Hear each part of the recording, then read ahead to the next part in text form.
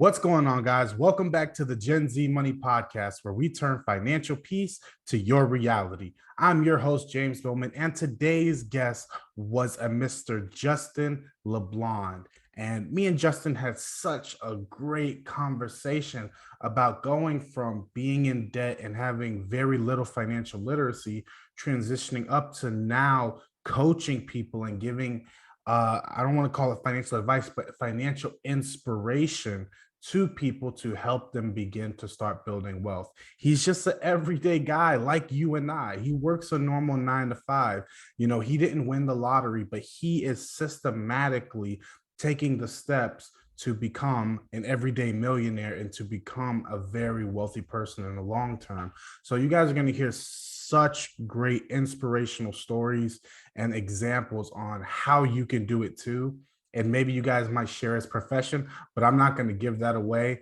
Let's go ahead and get straight into the interview. What's going on, Justin? Welcome to the Gen Z Money Podcast, man. How you doing today? Yeah, I'm doing pretty good. How about you? I'm doing amazing, man. It's been a great weekend so far. So I follow you on Instagram, man. You're always making these reels about budgeting and investing and, getting out of that rat wheel effect that a lot of people find themselves in, living paycheck to paycheck. And some of it's comical, man. Like you did one the other day where it was just somebody who's making up all the excuses why they can't start budgeting or paying off debt. And it was humorous, man. It was humorous. Yeah. So I'm super glad that you decided to join me today on the podcast. Yeah, thank you. Yeah, I try to mix in humor with a lot of the reels I'm doing. I just find it's a good way to get stuff across. I never take myself too serious, even if it's sometimes a serious topic, but I find it resonates with people a little more. So yeah, I've been enjoying it so far for sure. Yeah, absolutely, man. I think you're spot on because when a lot of times when people talk about finances, it is such a serious and life altering discussion. But when you can mix in humor, it's received a lot lighter, and I think it comes across a lot better, man. So I like the way you do it. I like the way you do it. Yeah, thank you. So let's go back, right? Let's go back to little Justin, right? Little elementary school Justin. How was money talked about and viewed as you grew up? So growing up, I mean, I first want to start off by saying like money doesn't like define you. So like my parents were amazing, and whether you have money or you don't, it doesn't make you a better person or not. But I didn't know till I really got older. My parents really struggled with money growing up. We didn't really have the extra. We had the main stuff. We had food and like all that stuff, but we didn't go traveling and do all those things that you might see with other families. So it wasn't really talked about too much. I think it was more of a stress topic for my parents for a lot of years. And even now they always tell me like, just don't do what we did, do the opposite. And I think that's kind of where I went to the extreme side. And I'm like, I need to learn everything I need to learn about because, we didn't necessarily have those lessons growing up because I think my parents were young and trying to figure it out themselves. But again, when we were younger, we didn't know that, we didn't have that extra. My parents never let on that they were stressed. It was something we found out later. And as far as like, using credit cards and savings, I don't think they had their head wrapped around that either. And because I didn't make a lot, I think it was really hard to make that extra savings. So we didn't get taught a lot of those lessons. I had to, learn that as I got older. And even as soon as I started making money at a pretty young age, I just kind of made money and spent it, made money and spent it. I didn't really save. And my excuse was always like, well, I had to buy things for myself if I wanted extra clothes or a laptop or something. But I just think it's just because, again, when you're young, you don't think of a plan, but I didn't have a plan. I just got my paycheck and spent it on clothes and whatever I needed as kind of a young teenager and stuff. So yeah, I think that was lacking a bit in my household. But again, I think my parents were trying to figure it out as well. So yeah. You know what? And I'll go ahead. Shout out to parents like yours, right? Because there are so many parents who are struggling, living paycheck to paycheck, and they try their darndest to not let their children understand the struggles they're going through. Mm-hmm. And on one hand, that is a good thing. That's less stress on your children where they can focus on their education, building relationships, learning skills and things like that. And they're not worrying about, helping you survive as a household. But on the other hand, I think ignorance can sometimes breed repetition, meaning because it wasn't talked about in any light, whether it was a positive or a negative, that's what tends to have children follow in these same footsteps. Because, if you don't learn about history, you're doomed to repeat it. And so no, exactly. Yeah. And I definitely noticed that just, in my environment or, people you see that families who struggled tend to, the kids also struggle. And even in my family members, there's some that are still struggling a bit. And I'm kind of the money guy now. So everybody comes to me and I'm kind of like the coach for everybody. So it's helping. But yeah, I definitely see that happening is you didn't really learn it. So it makes it hard to figure out your way as you get older. So it's a big factor of it. And I'm definitely trying to, change that. Yeah, and it's a very delicate line, you know what I mean? Because you don't want to be too over pushy, but you also don't want to be too relaxed in a sense when it comes to finances and teaching finances. Yeah. So, okay, so money wasn't really talked about. It wasn't really a stress topic in your household. So as you began getting older and you're starting to enter that 16, 17, 18-year-old um, lifestyle, how did you begin? You already alluded to you kind of made money and spent it, and you found excuses. What did that result in? Were you accumulating debt over time? Were you making just absolute dumb purchases? Like, what did that evolve into? Yeah, so luckily I never made like extreme decisions with my money. So, I was in college and, I'd get student loans. I ended up not getting a lot of student loans. So at least I didn't have a lot of that to pay off. But I still had some and I definitely could have done that smart. If I would have worked and saved, I probably could have just paid cash for my college and I wouldn't have, owed anything. And things like, I had to get a credit card because maybe I used my student loans and didn't pay for my books. So I got a credit card to pay for that and then didn't pay the credit card on time. And then my credit score lacked. But this happened all very early on, like 17 to like 20, and kind of met my wife early on too. And she's a lot better with money. And from then I kind of changed some habits. And then eventually kind of got a little more in depth. But yeah, I kind of started fixing things around 2021. But up until then, I just wasn't, that focused on kind of how to save and how to properly use credit cards and that kind of stuff. So, but luckily, like I said, I didn't make any crazy decisions. So I wasn't cleaning up a big mess, but still a bit of a mess a little later on. Yeah. Okay, and do you remember around how much student loan debt you ended up accumulating and how much credit card debt total between that 17 and 20-year old time frame? So when I was done school, I was 21 and I had about, I think, $7,000 in student loans and maybe $3,000 in credit card debt. And then we ended up getting a vehicle, and that's kind of where that bigger number comes later on, the 50,000 that you might see on my page. That was kind of a few more years of adding a couple other things on there. But when I was Oh, done school, yeah, I didn't have a car loan because I just kind of paid cash for, a crappy car. I don't think I was even able to get a loan, which was the problem. I think I tried to get a loan because that's just was normal to me. Like, oh, you get a car loan, and if they approve you, awesome. And then that was kind of the success. Like, well, if you can get approved for a car loan, like you're really good with your money. So I was kind of happy that I didn't get approved at like 17 for like a $20,000 car loan or something like that. So yeah, I paid cash for my car. So I only had my student loan and my credit cards at that point. When I was done school, it was kind of later that we added a couple things. gotcha. And that's not looking back. I mean, that looking at what it could have been, $7,000 in student loans is Oh definitely a yeah. manageable number, Yeah. and $3,000 in credit card debt again. That's a pretty manageable number. Seeing what the opportunity could have taken you. Oh yeah. So you alluded a little bit to your wife coming into the picture around age 20, and that's when there was a shift. You want to talk about that? Like, at what point did you realize that you needed to take control of your finances? Like, what caused it? Well, I mean, at that age, I started taking a little bit control. It wasn't to the extent that we are now, but as far as like saving a little more, like my wife, she was 19 when I met her, when we met in school, and as we kind of got along, we started talking a bit about money, and I just noticed she always had savings. She was able to, she's from Central Africa, so she was able to go back home. I'm like, how do you just have this money? And that's kind of when we started.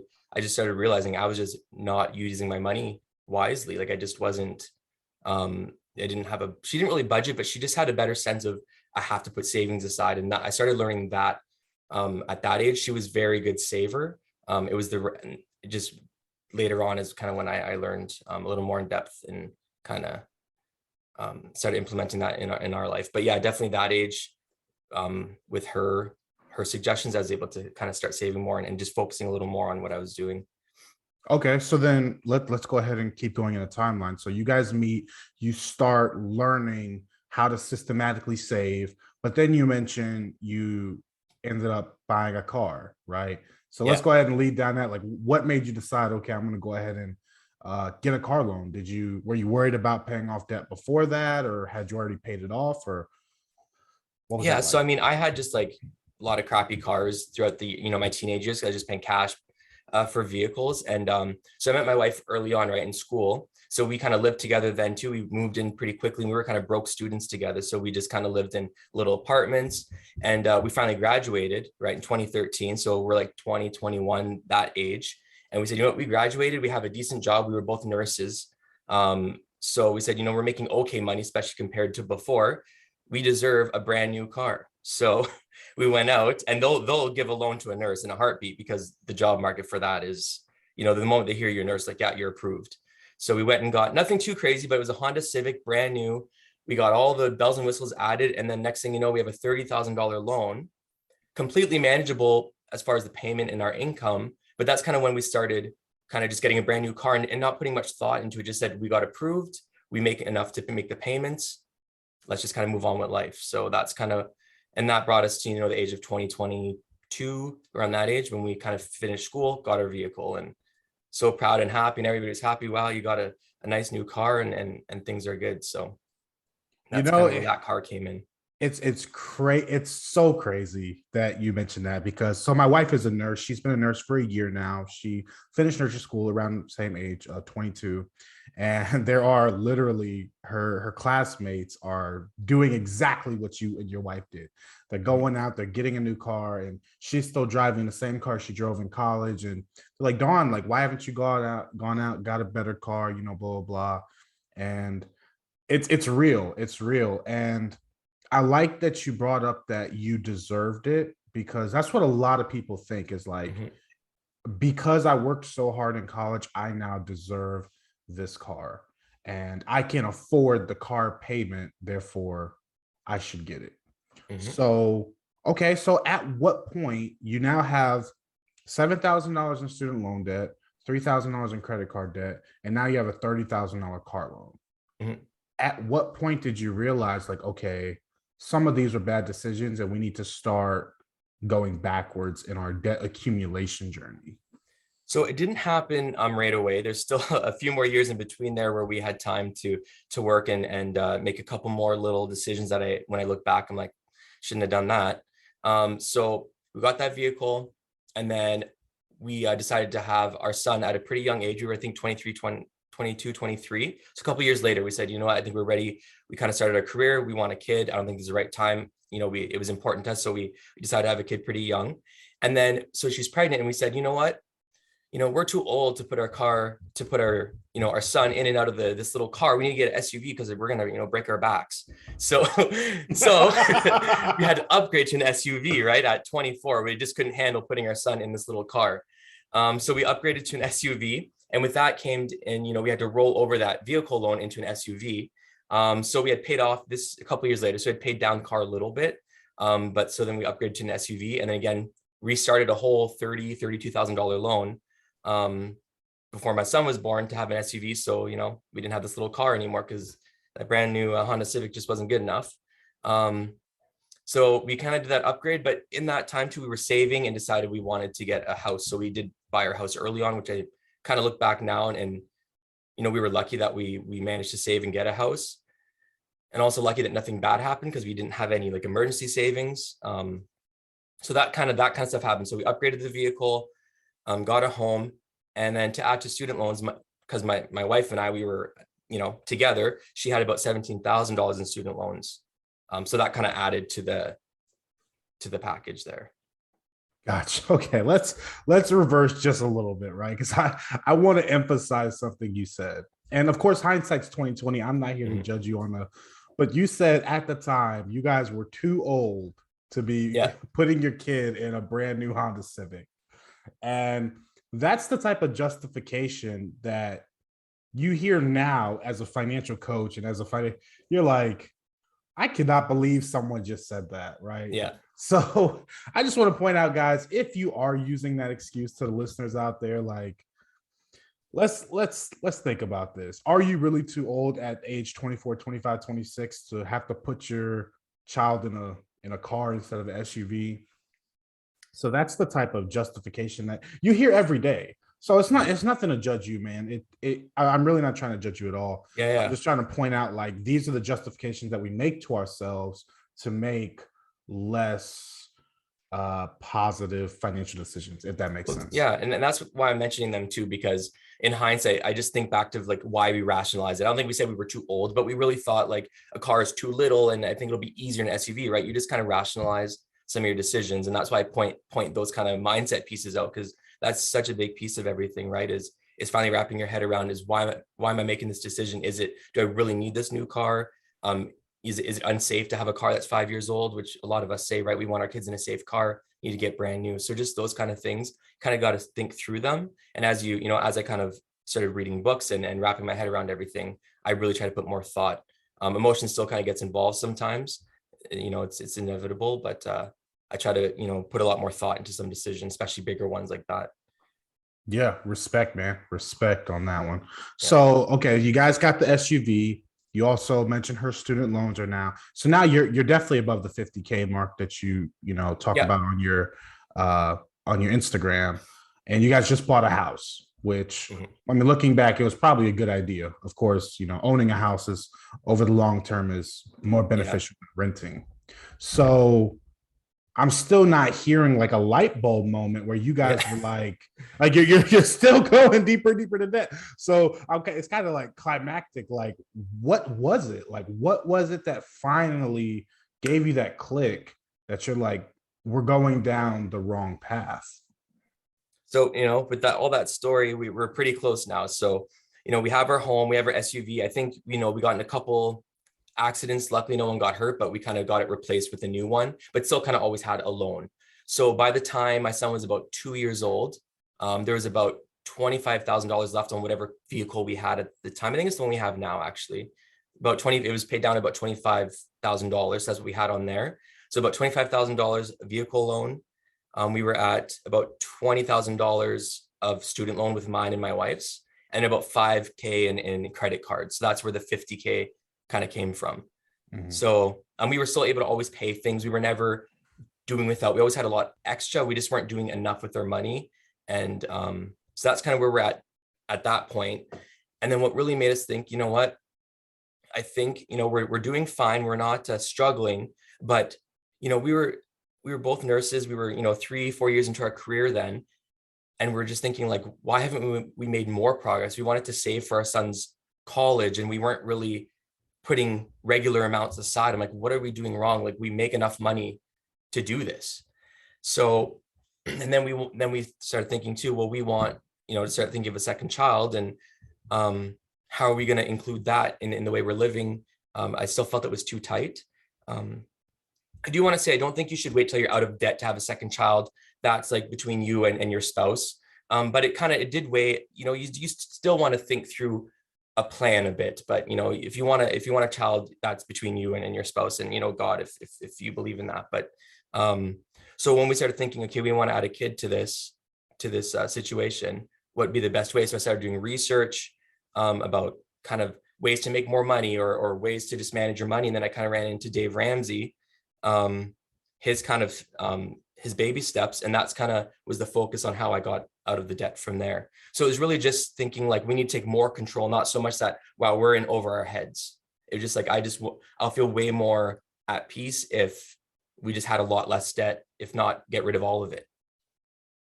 So it sounds like the way you're describing it is there was never really a time where you guys felt like you were drowning, right? Or you Yeah. were absolutely panicked. It was more of a like, okay, let's look at where we are. Are we where we want to be?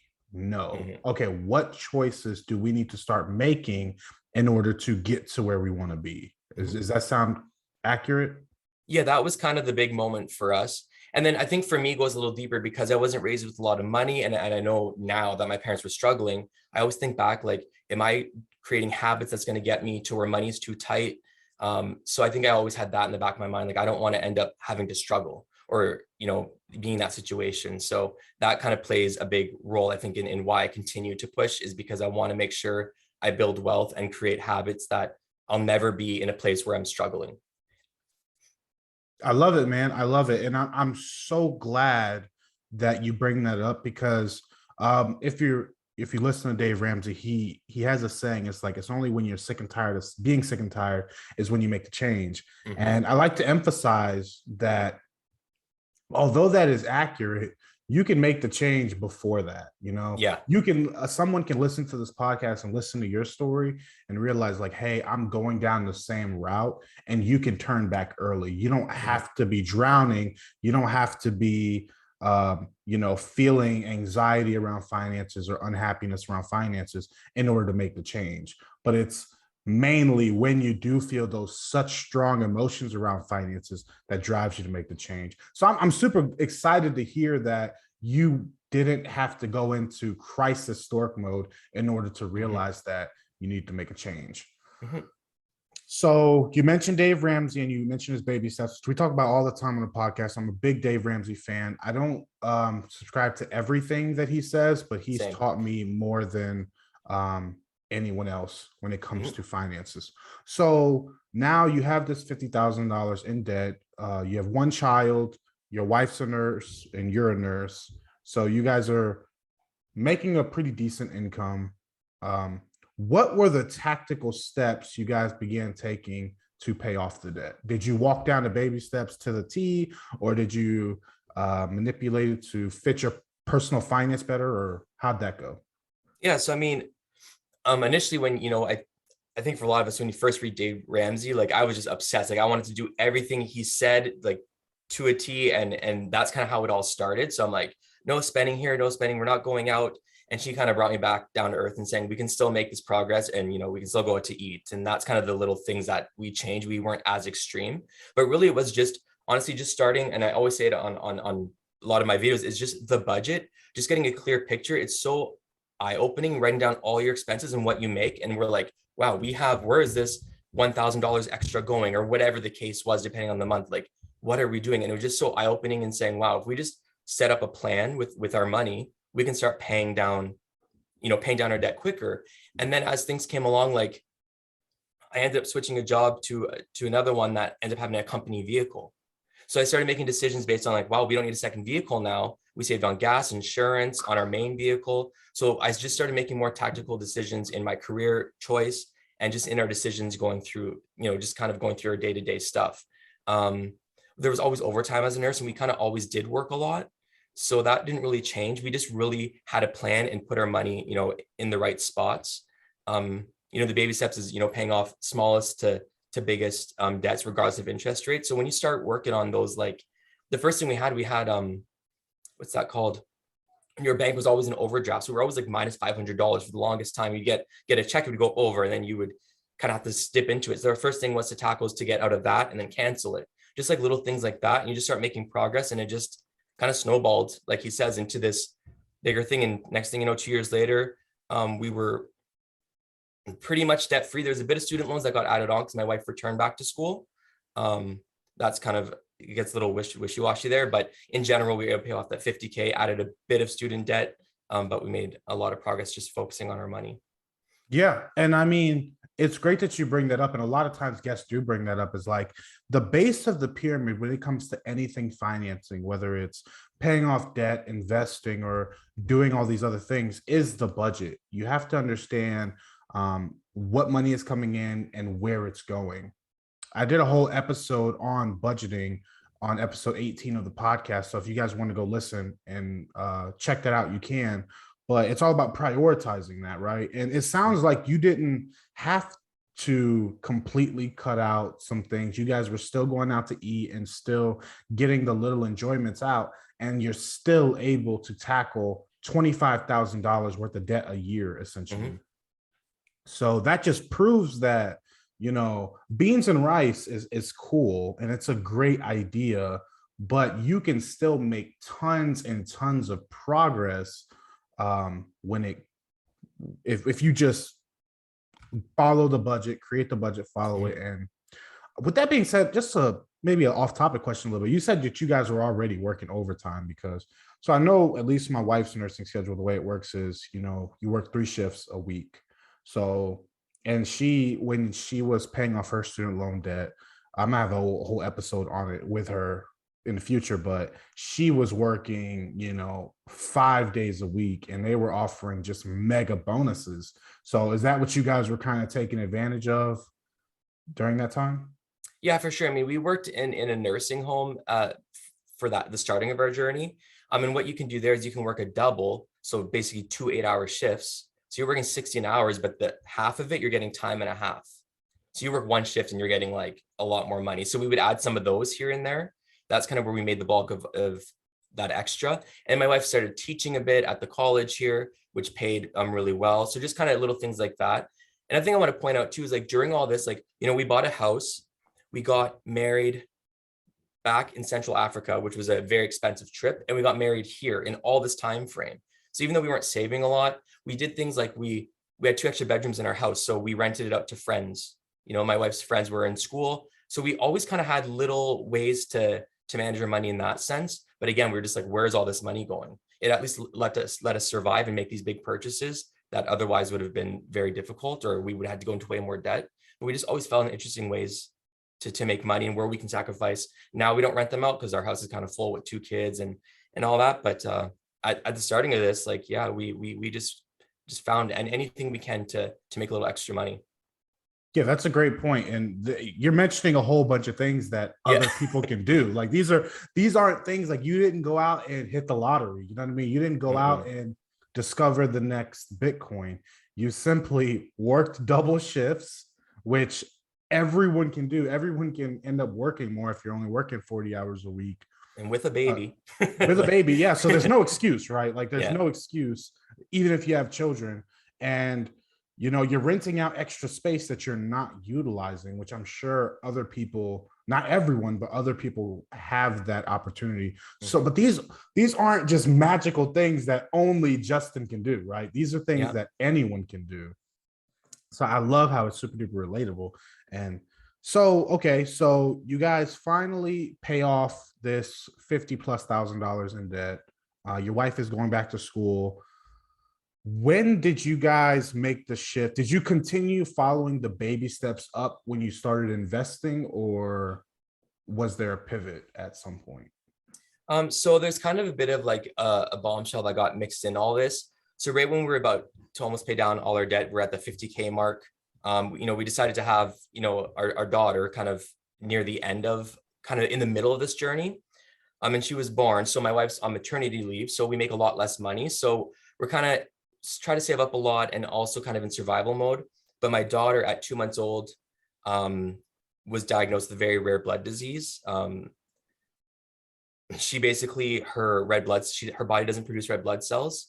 She got very, very sick, rushed to the hospital. The doctors didn't think she was going to make it. Probably like the worst week of my life.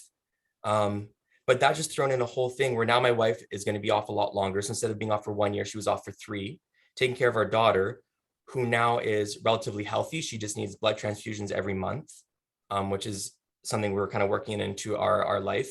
But so we're at the end of our kind of almost being debt free. And then we have our daughter and we didn't know she had these issues. So we couldn't really, it was more like survival mode.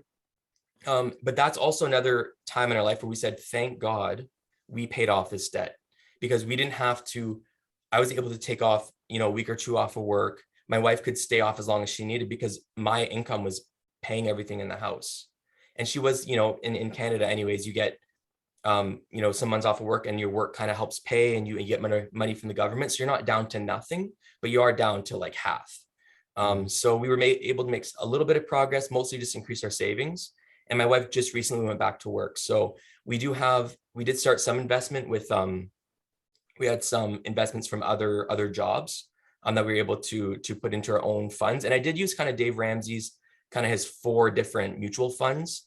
It's just what I understood. I work with an advisor, and that's kind of what we're doing for now, plus with our work. But our next step this year is really, to get our emergency funds up. And then we want to do more like income property stuff, more than adding more to our mutual funds and all that. Yeah, I love that, man. I love that you bring up, well, I'm going to bring up 2 separate portions of what you just said. Yep. The first portion is you guys have been paying off this debt for so long, and that's less payments that you have going out the door, which is essentially less you have to work, right? Because it's less Mhm. bills you have to pay going forward. And that afforded you the opportunity to take time off work, take care of your daughter, have your wife take time off work. But the other end of that is, okay, let's say you were still in the beginning of your debt payoff journey, you still had all this, you systematically already allocated so much of your income to pay off debt.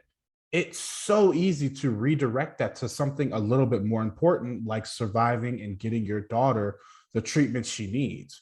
So it's kind of like a double powwow. It's like, okay, because you made this choice, now you have two amazing paths you can go down, and it affords you so many different opportunities. Because if you were in survival mode when this came up, it could have been the straw that broke the camel's back, but it wasn't, because of the choice you made earlier. It's like, okay, we need to get control of our finances, we need to lower our debt and things like that.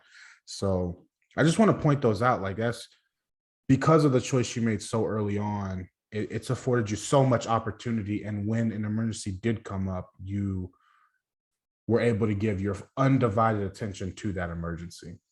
I think that's so important with your journey, is to know that it won't go just how you planned it. Like, we didn't know all this was going to happen. We just pay off debt, and then we would save our emergency fund. Then we would start investing that 15%, or work our way up to that.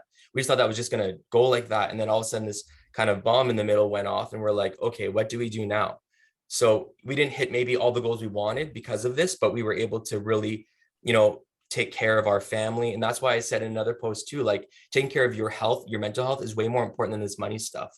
So if you have something going on, don't stress about money too much. You want to keep things afloat, but really focus on getting yourself better. And that's what we had to do with our daughter. Is money was a little stressful because we weren't able to make what we wanted, but we had enough to keep things just, like, steady in the household, and we were able to focus on our health. So we didn't have so much of the money stress. I mean, we just kind of changed plans, said, no, let's focus on this first, and we'll see where we're at in a few months, and then kind of go from there. And that's kind of what we had to do. So we didn't make as much progress with our savings that we wanted, but we were able to survive a really difficult time. And looking back, I'm like glad we were able to kind of shift our plan a bit. Yeah, and to the point you just made, like, that's literally life, right? Like, if you think life is going to go how you planned it out, obviously we're not living the same life, because you're Yeah. always going to be required to pivot and to adjust. And this was just a major pivot for you guys. And even going forward, it's going to continue to be a major pivot. Mhm. And I just want to stress, like, I really enjoy conversations like the one we're having now, because it's so easy to bring on people who have already made it, who are multimillionaires, and hear them talk back about a story that they went through and all the trials and tribulations, which is accurate. It's fine, and it should be taken as heavily as this. But you're a person who is day to day still dealing with these things. You're not a multimillionaire. You're still working a job Mhm. the same as me. But I can tell, at least from my opinion and the path you're taking, that you're going to get there. Oh And I yeah. think you're a lot more relatable. People can relate to your story more than people like Dave Ramsey, or, the multi millionaires that have been doing this for decades and decades. And also, like, when I'm helping people, like when I'm coaching any clients or just online, I am focusing more on the starting of the journey. So I'm getting you to a point where you have a solid foundation where you could start investing, but that won't be with me. I would refer you to someone else, or another expert. Or I have the expertise in this day-to-day stuff that got me to where I am now, and now I'm kind of in the middle of it still, but I'm more on the other end of it. So I find that's where it's really helpful. And I'm just like a regular person, like you said. I don't come from money. I just thought of my choices before making them, as as I started this, and it was a huge improvement. And I'm kind of passing that along to other people, and just talking. And that's what started this, just talking about it to friends and family. They were able to get something out of it. And they're like, you really need to help people with this, because we didn't know any of this, even the basic stuff you think someone should know, like budgeting. People don't really know what should be there, how to do it. And I think that's where, people like me really come in. Yeah. Well, let's dig a little bit deeper into that, because you do financial coaching, and I see a lot of similarities with the things you're saying and also the things that I do. Like, I don't know everything, and I know what I don't know, and I won't speak about things that I don't know about or haven't Mhm. researched.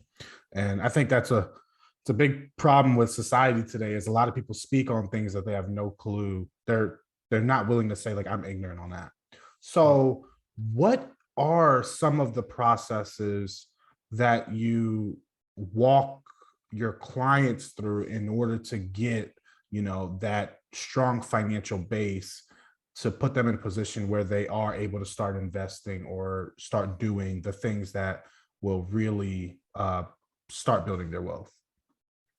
So I really start with getting kind of all the numbers down. Well, I guess first is talking about like what their goals are and kind of where they want to be, where they see themselves, what are they struggling with. So once I know kind of what your struggles are, I can kind of focus the teachings on that. Usually budget's always part of it, but not everybody, has the same plan or in the same position. I've helped people who are, $10,000 behind on their bills, and other people who were more like me, who make all this money. And I was working with a friend that's a nurse and made all this money, but just didn't know kind of how to really manage it. So it depends on their needs, but it's usually writing down, your numbers. So your bills, your minimum payments, all you just having everything in front of you. And that usually is enough to really spark people's curiosity or like, wow, what am I doing with my money? And then from there, we're able to kind of come up with a plan. So you get, kind of start with your budget. It can take up to 6 months before you even get a budget that works well.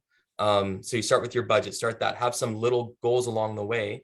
I do agree with Dave Ramsey saving a small emergency fund, not necessarily $1,000 like he preaches. I think if you're a family, you might need more to start off, but kind of just breaking it down into steps, but always is getting the clear picture first.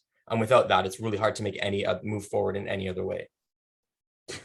Man, oh man, I'm loving this, right? So I always tell people when you're interviewing anyone, any professional, whether it's a financial advisor, whether it's a real estate agent, a loan officer, whoever it is, whatever professional you're bringing in, if they aren't trying to first figure out where you want to be, then they more than likely have a different agenda, right? Mhm. You're just a square peg that needs to fit into their round hole in their process. Because as you probably understand, not everyone wants to be a millionaire. Mhm. It's a nice idea, but a lot of people just want to be current on their bills. Yeah. A lot of people just want to be able to send their kid to college with no student loan debt. A lot of people are willing to work for the next 40 years in their job if that lets them drive the nice car. So Mhm. figuring out that why, what is the motivation behind this conversation? What is the motivation behind wanting to make the change is by far the most important. And that's literally the first thing you said. It's asking questions, figuring out where you want to be, and then tailoring a plan to get there. Mhm. And I mentioned on my Instagram page too. Like I was, I've been a nurse, but I was a mental health nurse for 4 years. I'm working with people with addictions and mental health illness, and you really start to learn where people's priorities are. And again, go back to the whole thing. If you're not feeling well, these people who are struggling with addictions, they don't care about money at all. People I work with are not in that extreme environment, but it goes to the same thing is when you're stressed is in life, it's really hard to focus on money. And sometimes you need that help. And often, you know, how you're managing your money is a symptom of things going on in your life. So it all intertwines. But that's a big part of it is seeing where people's mindset set is and kind of meeting them where they're at there. That's a big part of what I do. I kind of incorporate a lot of that mental health or the mental part of money because it's just as important as the numbers. Yeah, and I would say that 90% of finances is mental and only Mhm. 10% is mathematics because everyone knows what to do. Like everyone knows that you have to live on less than you make. It's a very common sense rule, Mhm. but it's the mentality behind it that stops people from doing that. And Mhm. it's the same thing for everything in life. Like everyone knows what it takes to lose weight. You Mhm. have to intake less than you exert, you'll lose weight, but it's the mindset behind actually implementing Yeah. the steps in order to get it done. And I mean, I got a comment on my Instagram the other day. Someone's like, well, I said, you can probably save more if you're working with a coach, or that's a potential. And he's like, well, you can save money by not going with the coach. You can save more. And I'm like, people are not wrapping their head around why you need a coach. It's not because I'm teaching you anything brand new. It's the accountability. Sometimes the lessons that's all part of your money situation is sometimes you just need that support. That's why you need a coach when you're trying to work out. You just need that accountability person. You can find all the stuff I'm talking about all online. It's nothing new, but it's having that person to kind of give you the steps, working that one-on-one, speaking directly to your situation. That's the difference. Yeah, yeah, and that, you know what, that's kind of the dilemma that I have with, my financial coaching, because I do want a financial coach, but I understand two things. One, I'm not gonna tell you anything that somebody isn't gonna tell you for free. That's the first thing. And the second thing is the people that I want to financial coach that actually need the coaching can't afford it.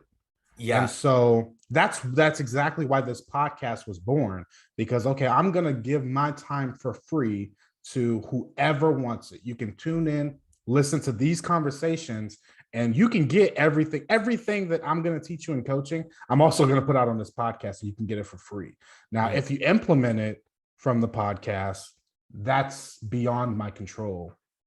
Mhm. But that's definitely something I've run into when it comes to financial coaching. And it's a very delicate balance that is pretty hard to find.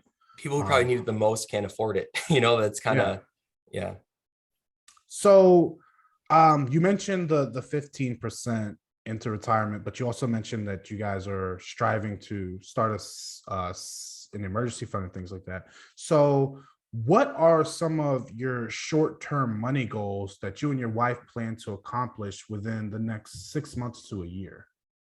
So I think this is where it kind of, is different than what Dave Ramsey might preach. So right now, kind of the plan that we have for now is where we work, we kind of, I take care of the match and all that. So we get all that. So that's where I think Dave Ramsey says, don't do that if you're trying to save emergency fund, but we kind of, we don't, we kind of follow our own path.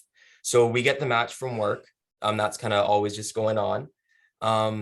So we're also working on emergency fund, which is kind of should be done before the 6 months is up.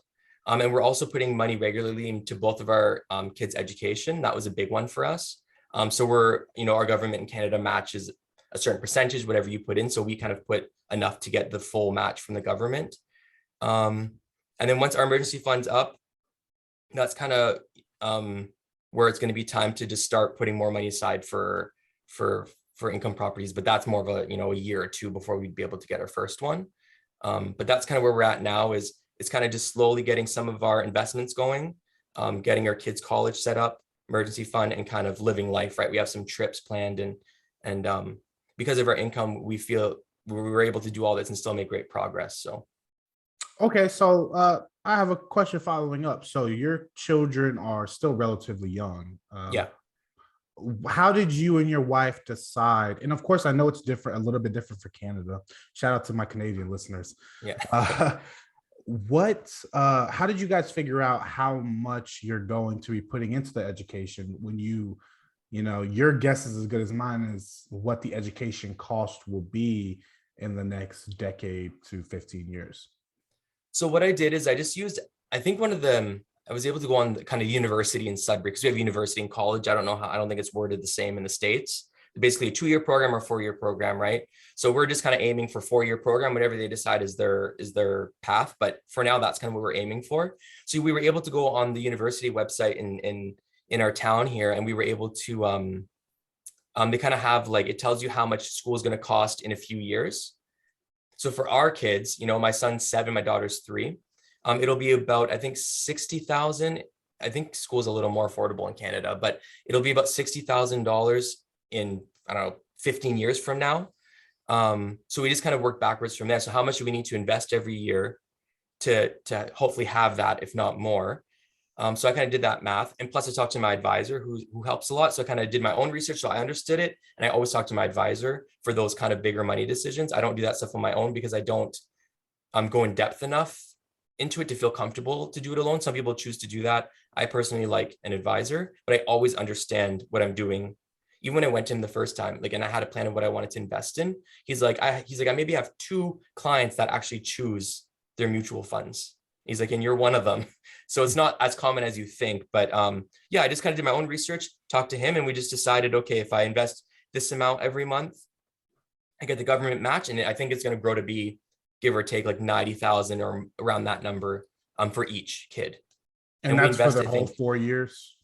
what's that, sorry? Is that for the whole 4 year college Sorry, so experience? school will be about 60, but we'll have about 90 or so in savings based on how we're investing. So the 60 is going to cover 4 years of college, though. Yes, yeah, Oh, yeah. that's affordable, baby. It's not here in the United States. Yeah, I'm telling you, it's Uh, not the same here. So these numbers will look different in the States. mhm. And this, I'm saying $60,000 in like 15 years. So right now it's not even that price. Like it's our education. That's why we didn't go into crazy student loan debt, because it's pretty, it's a lot more affordable. Even my wife going back, she went back to upgrade her nursing. That was 4 years of university. We only ended up, I think, with an extra $10,000 of debt. Just because some of the grants got turned in, it's a little complicated, but anyway, some very manageable. And I'm back in school as well. And so far I owe nothing. And that was kind of our goal, is if we're going back, we're trying to owe as little as possible, if not zero.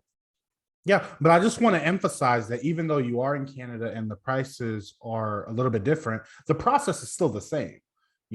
Here in the United States, if you do have children and you do want to assist them in paying for college, you can start things like a 529 plan or an ESA, which are basically tax advantaged college fund accounts that you can invest in. And Yeah.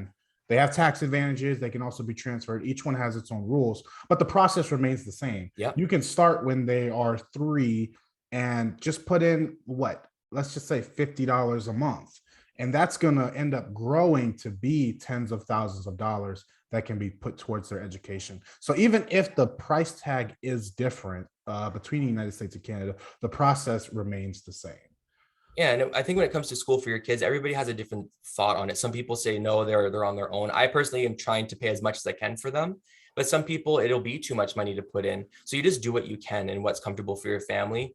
But you should be making sure you can put enough in retirement before doing that, because you can't get any loans for retirement. So you really should have your retirement plan in place before saying, well, I'm going to put $1,000 a month for my kids so that they're set for college, but then you have nothing in a few years. That's also not a good strategy, right? So it's a good balance. We're in a position we can pretty much max what we need to so that they don't have to pay a dime, hopefully, unless they want to become a doctor. Then we might have to figure that out. But that was such a great point, Jess. I want to go back to that, guys. Yeah. That was such a great point. It is awesome to be able to invest in your children's future. Do not sacrifice your future in order to invest into theirs, right? The same way you made a way, they can make a way. If you can help them and assist them while also securing your future, it is the best of both worlds. And it sounds like that's what you're doing, Justin. Yep. But don't be that person who is putting thousands of dollars away for their children into educational accounts and you have nothing at retirement, right? Like, because then your children have to take care of you and you go from being a blessing to being a burden. And I'm not trying to dog anybody who has done that in the past, but you have to focus on securing your own financial future before that. And then I'm just going to throw some on the air. And I just want your opinion on it, because I have a financial advisor who comes on the podcast by the name of Joey Snyder, and he came up with like a brilliant idea. He's saving, same as you, for his children's college experience, but he explained it like this. He's got the college fund. He's not going to tell them. He's going to allow his children to go to school, pay for it, whether it's scholarships, student loans, or whatever the case is. And once they graduate, he's going to come to graduation with a check in hand saying, look, you earned this. And that's how he's going to pay for it. And it kind of incentivizes them. Like if your children go to college, they do what they got to do, they get rewarded at the end. But if they go there, they're beer pong every weekend, failing out, wasting money, then they're kind of on their own because they made the wrong choices. So what do you think about that? Because I'm leaning towards that, man, because it's really a nice balance, in my opinion. Yeah, no, I think that can be a good idea. But for me, I'm using it more as a teachable thing for them. So even my son, he's 7, and I actually let him look at his account, and I kind of, to show him what investing looks like, how much money we're putting in, and how it's kind of growing. He can't grasp big concepts, but he kind of understands there's money there for his school, and I'm slowly going to introduce that to them. And I use it more as a teaching tool, and hopefully, giving them the lessons I'm preaching will allow them to be responsible teenagers and young adults and still work for what they want and not expect me to pay for it, because they're not getting a dime of that money if they're off doing drugs and stuff, which I don't think they're going to do. But I'm just saying, like, they're going to have to kind of still earn it in their own right. And they're going to work at a young age, even though I may be providing them with things that I might not have had, might be a luxury for some. They're still going to have to work and contribute and learn the value of money. And they can't. Even my son now, he gets an allowance. He saves some, he spends a little bit, and then he gives some around Christmas time and buys toys for kids. We've been trying to do that every year. So just those lessons along the way, and I'm using school as another lesson. But I think the idea of your financial advisor and the way you're leaning, that's actually interesting as well. And I think there's value in that too. But yeah, I'm kind of using it more as a tool to teach them along the way. Definitely respectable, man. I love that whole spend some, give some, and save some. Kind of a Dave Ramsey thing, but I love it, man. I absolutely, you don't understand how much I love it, because I wasn't taught that at all. And it's a very simple system, and it translates to so much more in life. So, Justin, we talked about some of your short-term goals for the next 6 months to a year. Let's talk about some of your long-term goals for your finances that you hope to accomplish within the next 5 to 10 years. And essentially, what does the finish line look like for you? So we have to upgrade our home in a little bit. So in the next year or two, that's probably part of our plan. And we're just trying to do that in the, in the smartest way possible. I mean, the housing market right now is crazy.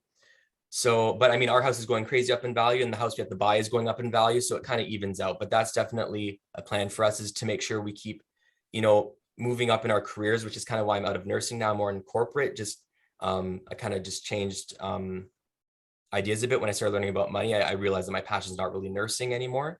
So that's been helping career-wise to grow my, to grow my income. So yeah, that with my side hustle, getting a home in the next couple of years.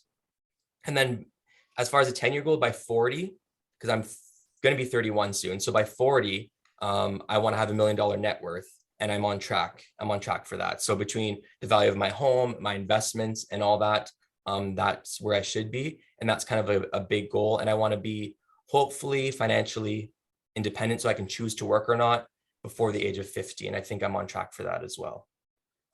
That's so I don't know if I'm going to continue to working after that, but I really do want to just have the option to either, if I have a lot of rentals, focus on that, or just choose what I want to do. That's kind of the long term. Yeah, that's amazing, man. And I think I 100% think it's possible with the power of compound interest. And it's not very complex. It's a 90% discipline and 10% complexity, right? It's just systematically saving, systematically investing, and making the right choices throughout your life. And it seems as though I have no reason to believe that you won't be able to do it, man. You seem very disciplined, and I want the listeners to pick up on something a little bit. Is like, the values that you're living are the values that are going to be instilled in your children, and that's what's going to produce your generational wealth. Having them work and earn their way, having them understand that you have to spend money, you have to save money, you have to give money. These are all things that I think if 90% of the population would understand, generational wealth would become much easier. So the way you're living and the way your wife are living is definitely going to transfer into your children. And I think they're going to make a lot wiser choices. All right, Justin. So let's go into the final questions of the podcast. And of course, I ask these same questions to every single guest I bring on. Are you ready? Sure. Let's do it. Question number 1. Everyone has their own definition of what it means to have financial peace. What is your definition? So for me, it comes in steps, right? So the first step when I felt some financial peace was really when I took care of my budget and taking control of my money. I really felt like such a sense of peace. And I think that's the first step for everyone, is that relieves a huge stress, is just that initial step that you take and you start seeing progress. The next time is probably around now, when I have an emergency fund, I have little to no debt, that was the second step of financial peace, where I'm like, wow, I'm at the kind of the next level. I feel even lighter. But the ultimate goal is when my investments are making more than I can make at work, that I'll feel like I would have to do something so extreme to screw this up. So like, I feel like when I'm at that point, which should be closer to the 50-year-old mark, where my investments make more than I can make, then I really feel that that will be like the ultimate sense of peace for me. But there is steps in between. I feel like every step of the way, I felt a little lighter, a little lighter, a little lighter.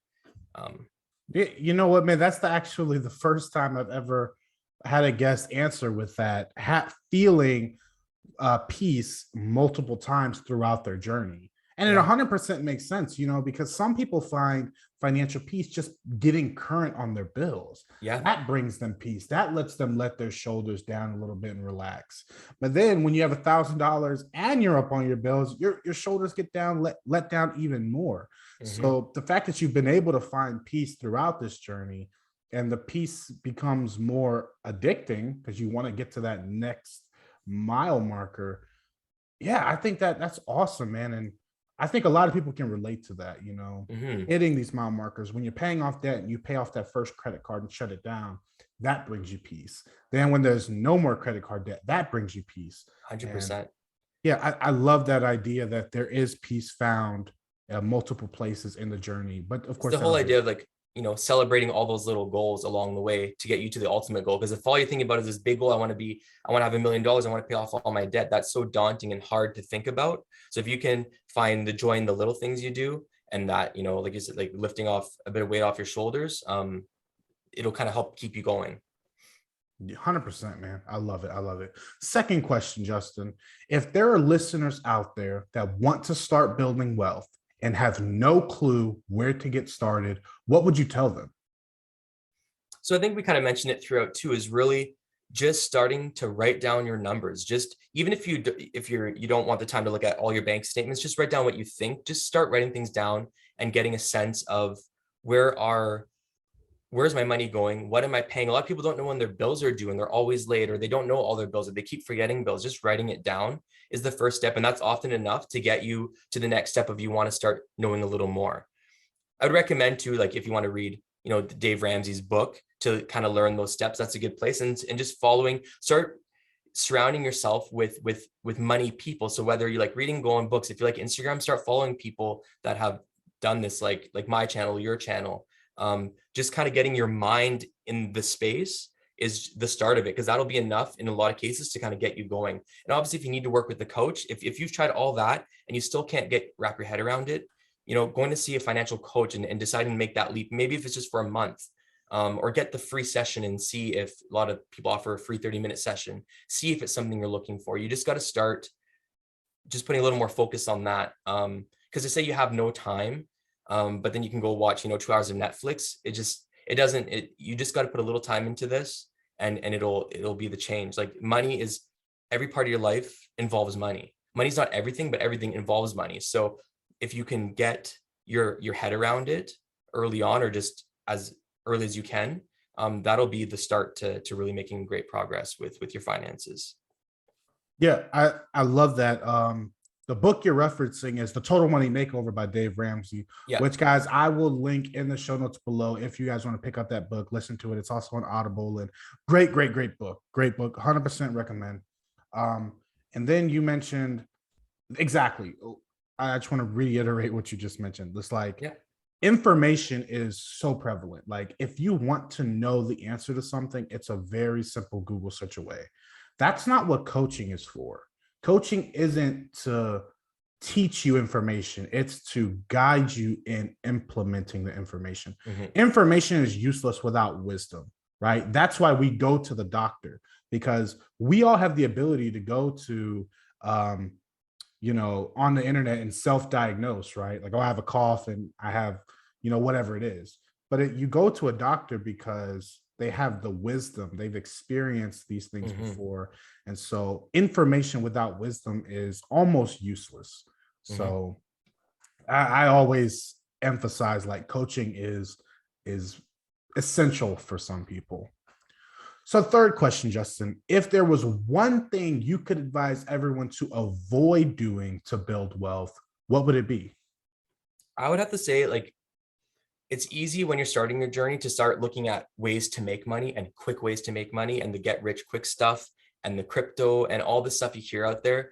I think people need to stop thinking like, well, if I can save $500 and invest it in something like crypto or just some single stock, I'm going to just become wealthy and hopefully get lucky. You have to just think more of the long term and consistently do the same thing over and over again. So when it comes to money, having that plan and investing two, three, four, $500 a month for 20, 30 years is how you're going to build wealth. Even if you didn't pick the greatest mutual fund or the greatest index fund or whatever you choose to do, you're still going to build wealth. But just by, I have some friends who be like, well, I have $1,000 and I just want to invest it. Where should I put that? I'm just like, that's good, I guess, that you were able to save it. And I'm glad you're thinking about this, but it's really shouldn't be like you saved one time 1,000 or one time and then that's it. So this whole get rich quick that you need that kind of boost to get you going is not the solution. You can build solid wealth just with your 9 to 5, just by even two people working minimum wage, making smarter decisions can still build substantial wealth for the future. You don't have to do these extreme get rich quick stuff to try to build wealth. Even people online you see, especially if you're on Instagram, social media, there's always someone saying there's some new way you can start making money. And it's just, you got to really just be more realistic with it.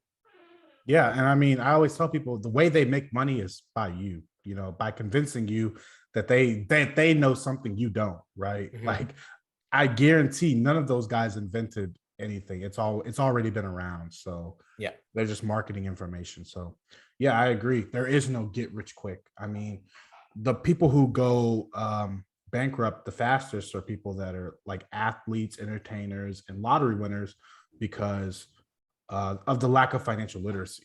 So it's actually quite simple to get rich. It's hard to get wealthy and stay wealthy. So if there's someone out there that doesn't believe they can reach financial peace due to their age, race, religion, sexual orientation, etc., what would you say to change their mind, Justin?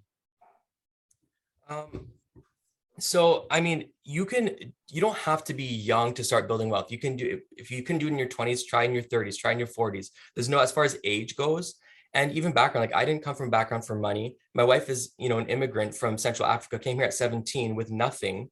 They had to go to food banks and live in hotels for a little bit till her mom kind of established themselves, and then she went to school. And there's always going to be some reason why you can't do something, but you just have to change your mindset and do it. Like, people might think, oh, because you didn't come from money, that you can't become rich. Well, not that I'm rich, but I'm definitely on my way to building substantial wealth, and I didn't come from money. Same with my wife. She's been here for, since she was 17 now, so over 10 years. And she's, she became, the 2-year program for nursing, and now she did the 4-year nursing program with 2 kids, one who's sick. There's always something that could have stopped us along the way. My wife could have took a year off when my daughter got diagnosed, which would have been realistic and okay. I would have supported anything, but she decided to tough it out and still graduated. She just recently graduated in December and just wrote her exam in January with 2 kids, one with a lot of needs. So there's always a reason why you might not be able to do something. And again, she's from Central Africa, so she's Black. So being around people use the race card a lot. And I just think if you put in the work, you can still accomplish what you want. Yes, there's challenges, and racism is still out there. There's things that are still out there. But if you just have good, solid people around you and you're convinced and you set yourself to this, you definitely can build wealth and become successful. I think you said it perfect, man. I think everybody has their own challenges, but no one is disqualified from becoming wealthy. Yeah. Well, Justin, this was an awesome conversation. Where can people find out more about you? So really, the only thing I have going on right now is my Instagram page. So Wise Financial Coach. And that's really where you can learn stuff for free just by watching my videos. A lot of it is funny. My captions often go into detail about a little more things because I try to keep them short and just easy to digest on the screen. And then you can also, from my Instagram page, book a free 30-minute call with me if you want. Reach out in the DMs, whatever you want to do. Just that Instagram is kind of where everything's at, and that would be the main thing. You can email me. All the info is on my Instagram page. Absolutely, guys. And I will be linking Justin's Instagram in the show notes below. So you guys can just go down and click it, and it'll take you right to his page where you can find his financial coaching as and any way that you want to contact him. But Justin, man, this has been such a relatable, down to earth, just a very simple hard work pays off conversation, man. And I Yep. love conversations like this because of how relatable they are. There are thousands and thousands of nurses out there that can replicate the steps that you have taken in order to get to where you are and get to where you will be in the future, man. So I really appreciate you coming on, taking the time and having a conversation and sharing your full story and being vulnerable about the things you've had to deal with along your journey, man. Yeah. Yeah. Don't overcomplicate it. That's for sure. Yeah, finances doesn't have to be complicated. You know, it's only as complicated as you want to make it. Exactly. But Right. Justin, I appreciate you coming on, man. And I hope you have a blessed rest of your weekend. And hopefully I can have you back on the podcast in the future to see where you've come. You know, I can maybe hold you to those goals that you set for the next 6 months to a year in upgrading the house and things like that. So hopefully I can have you back on to have another Yeah, for sure. conversation. Yeah, it'd be nice to do a check-in for sure in a few months. Yeah. All right, Awesome. man. You have a blessed rest of your day, man. Yeah, you too. All right. And guys, that was my interview with Mr. Justin. I mean, this was such a great conversation. We talked about so many things that we talk about normally on the podcast, like Dave Ramsey. And, you know, if I found it so astonishing, and he's the first person to bring it up, but, you know, he was finding financial peace multiple times throughout the journey he went on.